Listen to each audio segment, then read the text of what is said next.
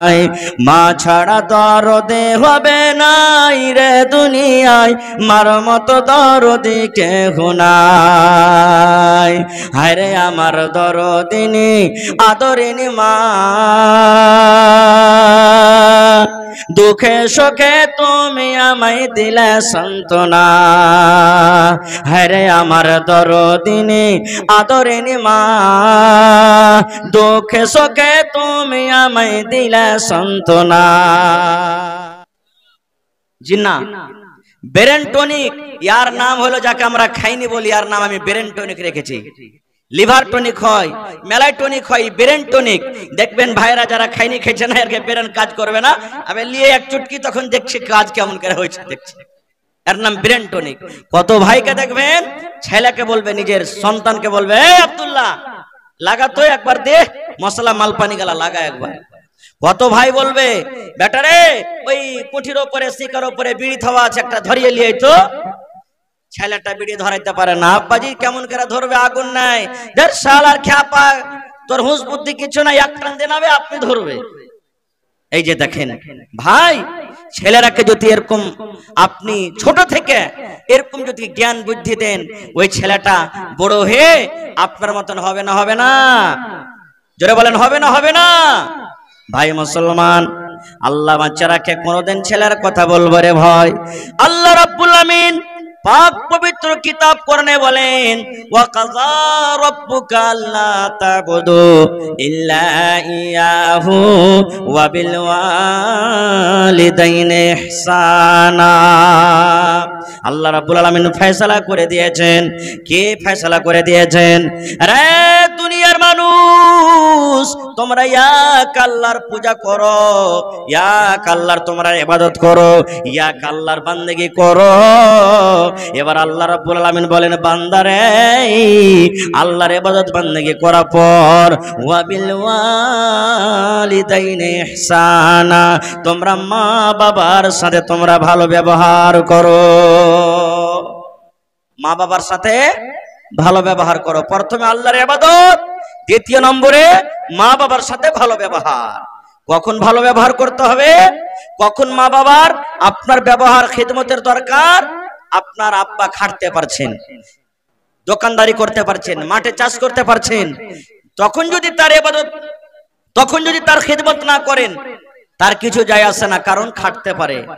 কিন্তু আপনার সাহারা, আপনার দরকার কখন? আপনার আমার আব্বার যখন ও ওয়াচাল হয়ে যাবে, খাটতে পারবে না, ওর পকেট খরচা আর জুটে না, দোকানে যেতে পারে না, চাষবাস করতে পারে না, তখন দরকার পড়বে। ভাই মুসলমান, আল্লাহ তাআলা সে কথাটা বলেন, ইম্মা ইয়াবলুগান্না ইনদাকাল কিবার আহাদুহুমা আও কিলাহুমা ফালা তাকুল লাহুমা উফফিন ওয়ালা তানহারহুমা। আল্লাহ রাব্বুল আলামিন বলেন, আরে দুনিয়ার মানুষ, মা বাপ তোমার বাড়িতে আছে, মা বাবার মধ্যে যখন দুইজন যখন বয়স্ক হয়ে যাবে, দুইজন যখন বুড়িয়ে যাবে, কিংবা দুজনের মধ্যে যখন একজন বুড়িয়ে যাবে, আল্লাহ রাব্বুল আলামিন বলেন, যখন তার সামনে তোমরা কথা বলবে, ধমক দিয়ে তুমি কথা বলিও না, ঝনকা মেরা তুমি কথা বলিও না। কেমন ভাবে কথা বলতে হবে? আল্লাহ রাব্বুল আলামিন বলেন, বান্দারে ওয়া কুল লাহুমা কাওলান কারীমা, নরম করে কথা বলতে হবে। কেমন করে নরম করে কথা বলতে হবে? ধরেন আপনার মা বাড়িতে আছেন, মা কিংবা বাবা যদি বলেন, বেটারে ও আব্দুল্লাহ, আব্দুর রহমান, লাভার মার্কেট তুই চলে যাবি রে ধন, আমার জন্য দুটা মিষ্টি গালা নিয়ে আসিস রে বেটা, 1 কেজি আপেল নিয়ে আসিস, বেটারে আমার কাপড় ছিঁড়ে গেছে, একটা আমার জন্য কাপড় নিয়ে আসবি। যদি আব্বা বলে, বেটারি আমার লুঙ্গিটা ছিঁড়ে গেছে রে ধন, আমার জন্য একটা তুই সুন্দর লুঙ্গি নিয়ে আসবে, এই মতো যদি আমার আপনার আব্বা জান কোনো কথা বলেন, আল্লাহ বলেন, বান্দারে মা বাবার সাথে তুমি চোখ গরম করে কথা বলিও না, ধমক দিয়ে তুমি কথা বলিও না, পারবো না, পারবো না, পারবো না এভাবে তুমি বলিও না। তুমি যদি গরিব মানুষ হও, তোমার পকেটে যদি টাকা না থাকে, মাকে আদর করে সুন্দর করে বলো, মা গো ও আমার আব্বা জান, 2 দিন আপনি থামেন, 3 দিন থামেন, 5 দিন থামেন, আপনার জন্য আমি সুন্দর একটা কাপড় নিয়ে আসবো, আপনার জন্য আমি মিষ্টি নিয়ে আসবো। এইভাবে সুন্দর করে মিষ্টি ভাবে কথা বলতে হবে। আল্লাহ রাব্বুল আলামিন বলেন, বান্দারে যেন তোমার কথা শুনে তোমার আব্বার কলিজাতে যেন ধাক্কা না লেগে যায়, যেন তোমার কথাটা শুনে তোমার মায়ের কলিজাতে যেন ধাক্কা না লেগে যায়। এবার আল্লাহ রাব্বুল আলামিন তারপরে বলেন, আরে আমার বান্দা, তোমার মা বাবা এত বড় নিয়ামত, মা বাবা এত বড় নিয়ামত, মা বাবাকে এত বড় নিয়ামত করে তোমাকে দিয়েছি, সেই মা বাবার জন্য তোমরা দোয়া করবে। কিভাবে দোয়া করবে? রব্বির হামহুমা কামা রাব্বায়ানি সগীরা। পড়েন মনে মনে, রব্বির হামহুমা কামা রাব্বায়ানি সগীরা। আয় আল্লাহ, তুমি আমার মা বাবার পরে ওরকম রহম করো, দয়া করো, যেমন ছোটকালে আমার প্রতি রহম দয়া করেছে। ছোটকালে দয়া করেনি ভাই? রহম করেননি? জোরে বলেন, রহম করেছেন না করেননি? রহম করেছেন। কিভাবে রহম করেছেন? ওরে সুবহানাল্লাহ, যখন দুনিয়াতে আমরা এসেছি আমাদের মুখে কথা ছিল না, শুধু কান্না ছাড়া। কান্না ছাড়া কোনো কথা মাকে মা বলে ডাকতে পারতাম না। ও মা, ভোক লেগেছে খেতে দাও, মা পায়খানা করেছি কিংবা পায়খানা করব, এই মতো আমরা কথা বলতে পারতাম না। ওরে সুবহানাল্লাহ, আল্লাহ রাব্বুল আমিন মা বাবাকে আমাদের জন্য এত বড় নিয়ামত দান করেছেন রে বন্ধু। আমার মা, আপনার মা যখন বাড়িতে কোনো কাম কাজ করতেন, হয়তো গলি ঝাড়ু দিচ্ছেন, রুটি ভরছেন, রান্না বান্না করছেন, আমাকে আপনাকে ঝোলনাতে বিছানাতে শুতিয়ে রেখেছেন। এবারে মার কিন্তু টান লাগা আছে, আমার আব্দুল্লাহ খালেদা সাহেদা বিছানায় ঘুমিয়ে আছে, কখন উঠে যাবে কানবে। ওরে সুবহানাল্লাহ, কাজ করতে করতে করে একটু কান্দন দিয়েছি, মা দুনিয়ার সমস্ত কাজকে ছেড়ে আমার আপনার জন্য দৌড়াতে দৌড়াতে এসে হাজির হয়ে গেছেন। মা আমাকে আপনাকে জড়িয়ে কোলে নিয়েছেন, আমার আব্দুল্লাহকে ভোক লেগেছে রে, আমার খালেদা জায়েদাকে ক্ষুধা লেগেছে, মা দুধ পান করালছেন। এ ভাই মুসলমান, তাই আল্লাহর নবীর দরবারে একজন সাহাবী এসে নবীকে প্রশ্ন করলেন, ইয়া রাসূলুল্লাহ, আল্লাহর নবী গো, মা বাবা আমার বাড়িতে আছে গো নবীজি, মা আমার আব্বা আমার, মা বাবার মধ্যে কার আমার উপরে বেশি হক? আমার উপরে কার বেশি হক, মায়ের হক না আব্বার হক? আল্লাহ নবী বললেন, সাহাবী রে, উম্মুকা তোমার মায়ের হক। একজন সাহাবী বলছেন, মান আহাক্কু বিহুসনি সাহাবাতি, আল্লাহ রাসূল আমার উপরে আমার মার কিংবা বাপ, এই দুজনের মধ্যে কার বেশি হক? আল্লাহ রাসূল বললেন, উম্মুকা তোমার মায়ের হক। আবার সে সাহাবী বলছেন, ইয়া রাসূলুল্লাহ তারপরে কার হক? নবী আবার বললেন, উম্মুকা তোমার মায়ের হক। আবার সে সাহাবী প্রশ্ন করলেন, ইয়া রাসূলুল্লাহ এইবারে কার হক? আবার নবী বললেন, উম্মুকা তোমার মায়ের হক। এবার চতুর্থ নম্বরে সে সাহাবী প্রশ্ন করলেন, ইয়া রাসূলুল্লাহ এবার কার হক? এবার নবী বললেন, সাহাবী রে, আবুকা তোমার আব্বার হক। তাইলে তিনবার মায়ের হক দিয়ে দিলেন, একবার আব্বার হক দিলেন। বন্ধুরা, তবে এই কথা আমাদেরকে বুঝতে হবে না যে মার বেশি হক, মায়ের খেদমত করব, মার কথা শুনবো, মার কথা মানবো, কিন্তু আব্বার কথা শুনবো না, আব্বার কথা মানবো না, কারণ আব্বার হলো হক কম। এরকম আমাদেরকে বোঝা নিতে হবে না, কারণ আল্লাহ রাব্বুল আমিন মা বাপ দুজনের খেদমত করার কথা বলেছেন, মা বাবার দুজনের খেদমত করার আদেশ করেছেন। এই জন্য এক নজরে আমাদেরকে দুজনকে দেখতে হবে। ভাই মুসলমান, মার হক এই জন্য বেশি হয়ে গেল। ওরে সুবহানাল্লাহ, দুনিয়াতে আমরা যখন আসি, যেই দিন আমি মায়ের পেটে যেই দিন গর্ভধারণ করলাম, ওরে সুবহানাল্লাহ, আপনারা জানেন বাড়িতে যারা স্ত্রী আছে, স্ত্রীর কষ্ট আমরা দেখি, মায়ের কষ্ট তেমনই হয়েছে। আজকে যেমন আমাদের স্ত্রীর কষ্ট হয় যেই দিন সন্তান পেটের ভিতরে আসি, যেমন যেমন দিন যায়, হায়রে মায়ের কষ্ট কিন্তু বেড়ে যায়, বাড়ে কি বাড়ে না। দিন গেল, মাস গেল, মার শরীর শরীরটা ভালো ভারী হয়ে যায়, মা বাড়ির কাম কাজ কিন্তু করতে পারে না, মা ভালোভাবে ঝাড়ু দিতে পারে না, মা বাড়িতে কাজ কাম করতে পারেন না, মার কত অসুবিধা হয়। হায়রে মা পেশাব পায়খানা ভালোভাবে করতে পারে না। যখন মায়ের পেটে 4 মাস 5 মাস 6 মাস আমাদের সময় হয়ে যায়, মা সারাদিন কাম কাজ করার পর সন্ধ্যাবেলাতে থালাতে করে মুড়ি নিয়ে, ভাজা নিয়ে, রুটি নিয়ে, ভাত নিয়ে খেয়ে দেবে যে আল্লাহ রে আল্লাহ, এরকম টাইমে এরকম সময়তে সারাদিনের না খাওয়া মানুষ খেতে বসেছেন, মায়ের পেটে এমন একটা জোর করে ধাক্কা দিয়ে দিলাম, মায়ের পেটে পা দিয়ে এমন করে জোর করে একটা হোড়া দিয়ে দিলাম। হায়রে আমার দরদিনী মা, মা সারাদিনের কাজ করা মানুষ না খেয়ে মা চোখ দিয়ে ঝরঝর করে পানি ঝরাতে ঝরাতে মা শুয়ে গেলেন। শুধু তা নয় রে ভাই, যেদিন দুনিয়াতে আমরা এসেছি, হায় মায়ের কষ্ট এমন এক একটা ব্যথা আছে, মা দোয়া করেন আল্লাহ রে মরে যাওয়া ভালো, কিন্তু এরকম আর কষ্ট আমি সহ্য করতে পারি না রব্বুল আলামিন। মায়ের মরণ থাকে একদিকে, মায়ের জীবন থাকে একদিকে, এই মতো অবস্থাতে মা দোয়া করেন মাবুদ তুমি আমাকে যদি মত করো আমি মরে যাব, দুনিয়া থেকে চলে যাব, কিন্তু আল্লাহ জি আমার সন্তানকে তুমি সহি সালামত রাখো। সুবহানাল্লাহ। এ ভাই মুসলমান, দুনিয়াতে এলাম, হাই মায়ের কষ্ট, মা রক্তে রক্তিত হয়ে গেলেন। এবার আমাকে জ্বর হইল, মায়ের দুধ পান করি, আমাকে জ্বর হইলো, আপনাকে জ্বর হইলো, পায়খানা লেগেছে, ডাক্তার বলছেন এ ছেলের মা তোমার ছেলেকে জ্বর হয়েছে, খবরদার রাতের বেলাতে ঠান্ডা পানি খাবে না, গরম পানি খেয়ে থাকবে। এই ছেলের মা তোমার ছেলেকে পায়খানা ধরে নিয়েছে, তুমি মাছ মাংস খাবে না, ডিম খাবে না, তোমাকে সাবকে দিয়ে তরকারি দিয়ে ভাত খেতে হবে। মুসলমান রে, দুনিয়াতে আমি কষ্ট পেয়েছি, আপনি কষ্ট পেয়েছেন, কিন্তু সাথে সাথে আমার মাও কষ্ট পেয়েছেন। মা ছাড়া দরদে হবে নাই রে দুনিয়ায়, মার মতো দরদে কেহ নাই, মা ছাড়া দরদে হবে নাই রে দুনিয়ায়, মার মতো দরদে কেহ নাই।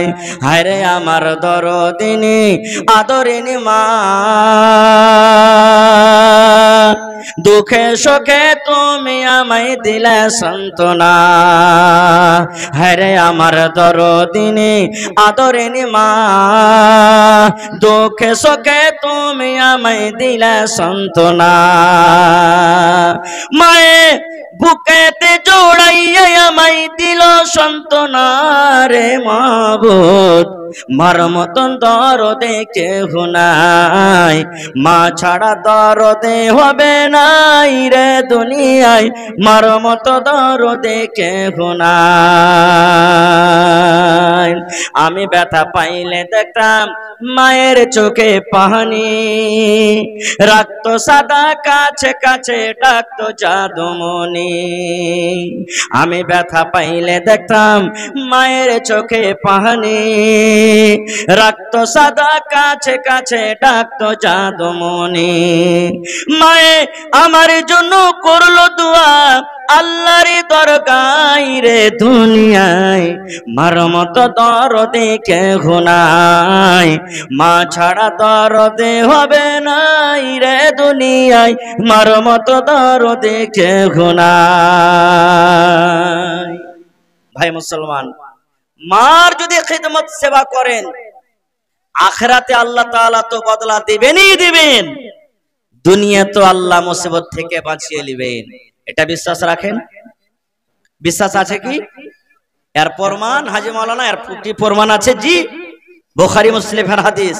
হাদিসটা হলো খুবই লম্বা, শর্টে আমি 2 মিনিটে শেষ করব। আল্লাহর নবী বলেছেন, 3টা লোক রাস্তা দিয়ে হাঁটছেন, সাফার করছেন। কয়টা লোক ভাই? জোরে বলেন। 3টা লোক রাস্তা দিয়ে হাঁটছেন। হাঁটতে হাঁটতে হাঁটতে হাঁটতে হঠাৎ করে কোন দিক থেকে ঝড় বৃষ্টি চলে এলো। আশেপাশে বাড়ি, গাঁ গ্রাম কিচ্ছু দেখা যায় না। কোথায় লুকাবে? 3জন দৌড়াতে দৌড়াতে দৌড়াতে একটা পাহাড়ের গর্ত ছিল, চলছে চল এই গর্ততে আমরা ঢুকে যাই, যখন পানি ছুটবে তখন আমরা চলে যাব। মানুষ ফষ্টি করে না, যেখানে ভয় হবে বাঘ, সাপ, বিচ্ছু, শিয়ালের, গুন্ডার, যে রাত হয়ে গেছে তাড়াতাড়ি করে পালাবো, কিন্তু ওই জায়গাতে হয় গাড়ি খারাপ হবে, আর না হইলে ওখানে রাইতে লাগবে, ওখানে রাইতে লাগবে। তিনজন ঢুকলেন কেন? বৃষ্টি থেকে, ঝড় থেকে, তুফান থেকে বাঁচবো বলে। আল্লাহর নবী বলেছেন যেমনই তিনজন গর্তর ভিতরে ঢুকলো, ওরে সুবহানাল্লাহ, পাহাড় থেকে রে বন্ধু একটা পাথর, বড় ধরনের পাথর গড়তে গড়তে গড়তে গড়তে দেখবেন যেমন বাড়িতে মায়েরা খালারা ভাত রান্না করে হাঁড়ির উপরে যেমন ঢাকনা দিয়ে দেয়, থালি দিয়ে দেয়, আপনারা কি বলেন? ঝাপনা কি বলেন আপনারা? ঢাকুন দিয়ে দেয়, হাঁড়িটার মুখকে বন্ধ করে দেয়।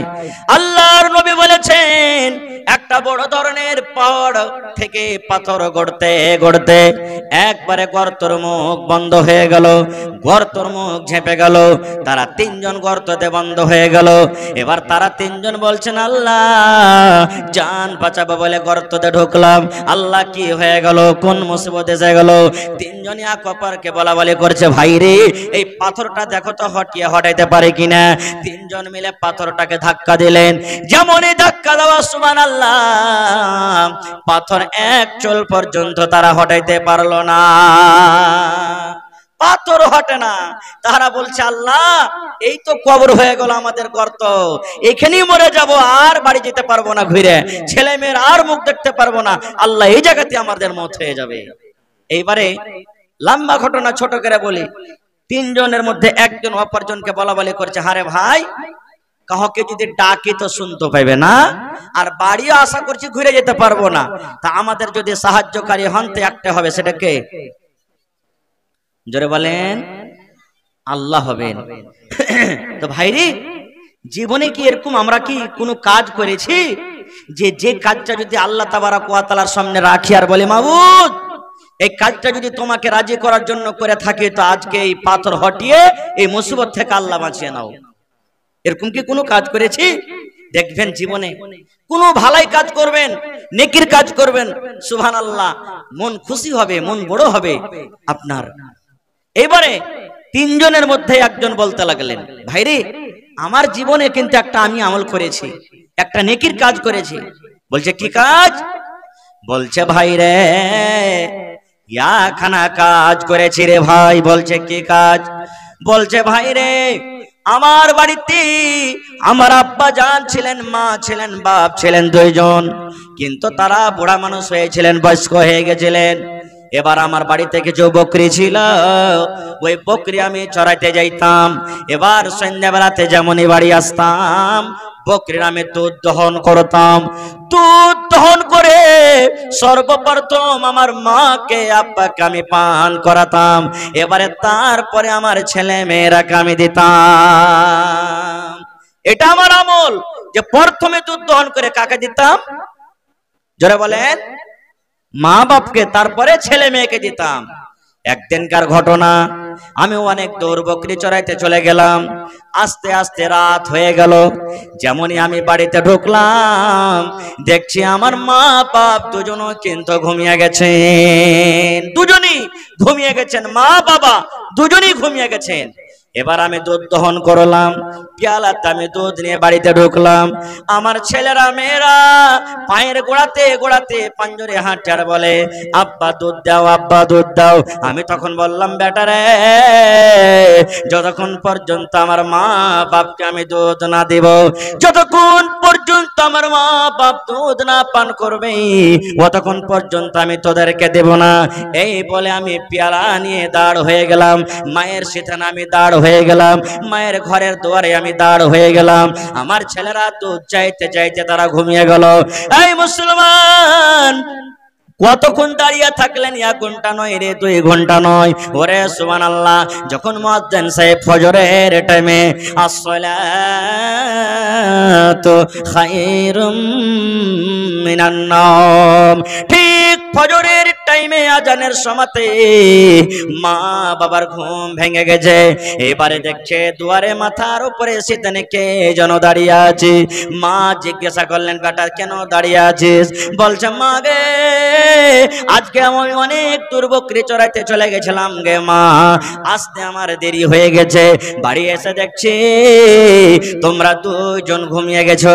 এবার আমি ওই দুধ হাতে করে পেয়ালাটা হাতে করে মা আমি দাঁড় হয়ে আছি। আমি ভাবলাম এই আমার মা জাগবে, এই দুধ দিব, এই আমার মা জাগবে, আমি দুধ দিব। কিন্তু মা তোমরা জাগতে পারলে না, আমি পেয়ালা নিয়ে দাঁড় হয়ে আছি। মা বলছে, বেটারে তুমি কেন ঘুমিয়ে যাওনি রে ছেলে, কেন তুমি ঘুমিয়ে যাওনি?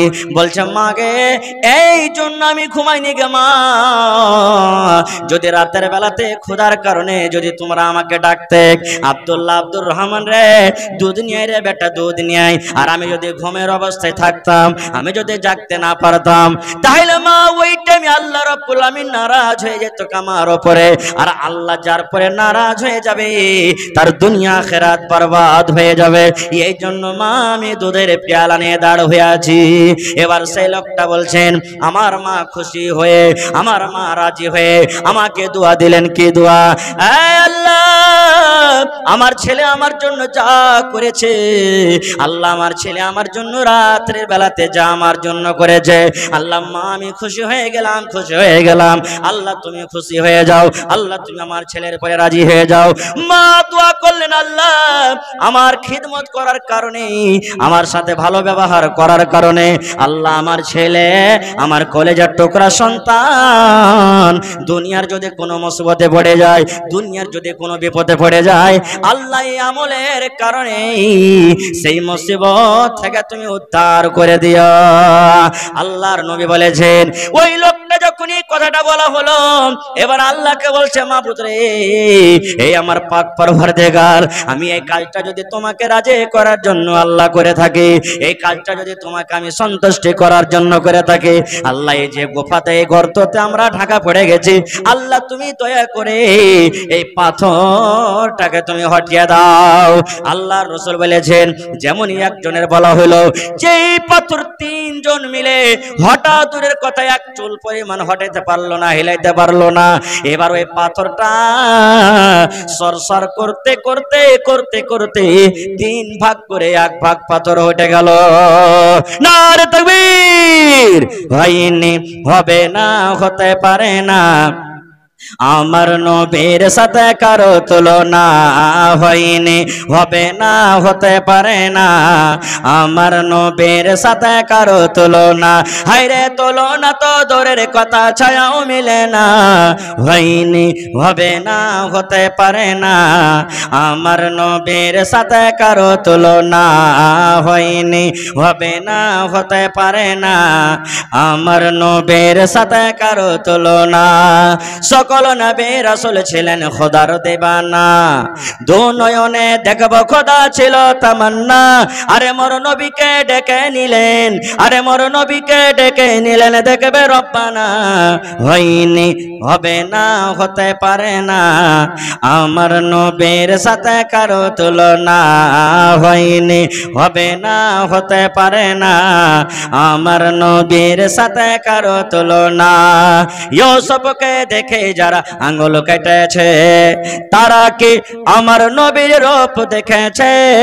ইউসুফকে দেখে যারা আঙ্গুল কেটেছে, তারা কি আমার নবীর রূপ দেখেছে? আরে দেখতো যদি কেটে দিত, আরে দেখতো যদি কেটে দিত কলিজাখানা, হয়নি, হবে না, হতে পারে না, আমার নবীর সাথে কারো তুলনা, হয়নি, হবে না, হতে পারে না, আমার নবীর সাথে কারো তুলনা।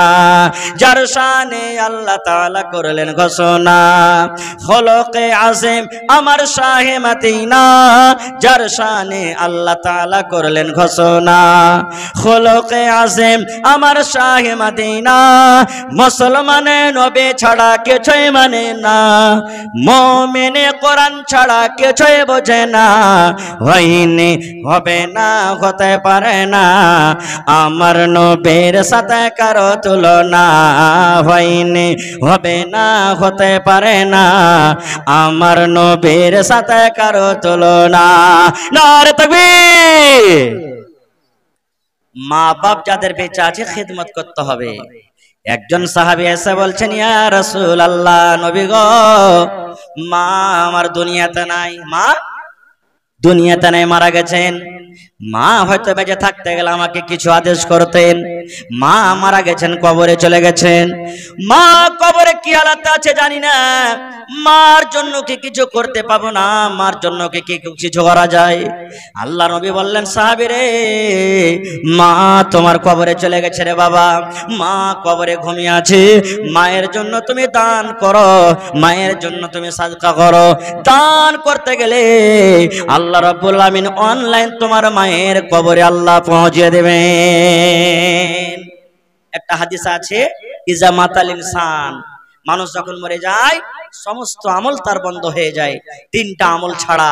তার মধ্যে একটা আমল হলো, দয়ার রাসূল বলেছেন, তোমার মা বাবার জন্য তুমি দোয়া করো, দান করো, আল্লাহ তাআলা তোমার এই দান কিংবা দোয়াটাকে কবরে পৌঁছে দিবে। ভাই আমার, তবে আমাদের মা বাবার প্রতি মহব্বত ভালোবাসা আছে না নাই ভাই? জোরে বলেন, মার প্রতি মহব্বত ভালোবাসা আছে না নেই? আছে। ভাইরে, আজকে দেখি কতটুক মা বাবার প্রতি মহব্বত ভালোবাসা আছে। আজকে একটু পরীক্ষা করব আমি। এই ঘাসিয়াঘাট অঞ্চল, ঘাসিয়াঘাট গ্রামের, ঘাসিয়াঘাট এলাকার ভাইয়েরকে একটু পরীক্ষা করব যে সত্য মা বাপকে ভালোবাসেন কি বাসেন না। বেশি আমি আপনাদের কাছে চাহাবো না। কয় পারা কোরআন আছে ভাই? জোরে বলেন।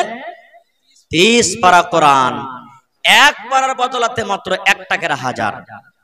ইচ্ছা করলে একটা লোকই 30,000 টাকা দিয়ে দিতে পারে, না হইলে 10,000 করে 3 জন, না হইলে 5,000 করে 6 জন, না হইলে 15,000 টাকা করে 2 জন। আর যদি না পারেন তো 2,000 টাকা করে 15 জন। এটাও না পারেন তাহলে ভাই 1,000 করে 30 জন। এটাও যদি না পারেন তাহলে 500 টাকা করে টাকা 60 জন। দেখি কোন আল্লাহর বান্দা আছেন 1,000, 2,000, 500, এক পারা করে কোরআনের দাম, মাত্র 30 পারা কোরআনের দাম আপনাদের কাছে চেয়েছি। কমিটির লোককে বলবো মা খালারকে পিন্ডালে চাদর দিয়ে পাঠিয়ে দেন। মায়েরাকে বলবো, খালারাকে বলবো, এই আমার মা খালা দাদি নানিরা চাদর ভর্তি করে আপনারা দান দিয়ে পাঠান। কারণ এই দানটা আপনার আল্লাহ তাবারাক ওয়া তাআলা সাদকায়ে জারিয়া হিসাবে আল্লাহ কবুল করবেন। গলার হার, নাকের নাকমণি, হাতের পায়ের গহনা যা আছে খুলে খুলে খুলে এই জালসাতে দিয়ে পাঠান। আপনারা অন্তর থেকে আপনাদের জন্য দোয়া করে দিব। এই দেখেন, সর্বপ্রথম এক পারা কোরআনের দাম একজন আমার কোন ভাই কিনা, এটা কে দিয়েছেন? বেনামিতে 1,000। আর আরো একজন ভাই আমার 1,000 2 পারা কোরআনের দাম হয়ে গেল। এটা কেছেন ভাই, মাশাআল্লাহ।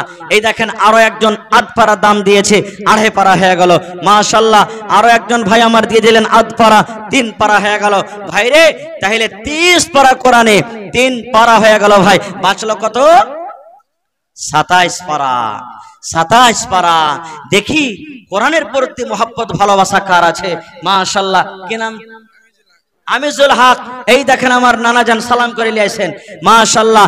1 পারা কোরআনের দাম 1,000 টাকা দিয়ে দিলেন, 4 পারা হয়ে গেল, মাশাআল্লাহ, জাযাকাল্লাহ। এদিকে আসেন ভাই, এদিকে আসেন, সামনে আসেন, সালাম করে নেব। মাশাআল্লাহ, জাযাকাল্লাহ। রব্বানা যালামনা আনফুসানা ওয়া ইল্লাম তাগফির লানা ওয়া তারহামনা লানাকুনান্না মিনাল খাসিরিন। মাশাআল্লাহ। আমার নানা জান আব্দুল হামিদ, হাবিবুর রহমান মামু, আর মামুর নাম হাবিবুর রহমান। তো মামু 800 টাকা দিলে 8 পারা কোরআনের দাম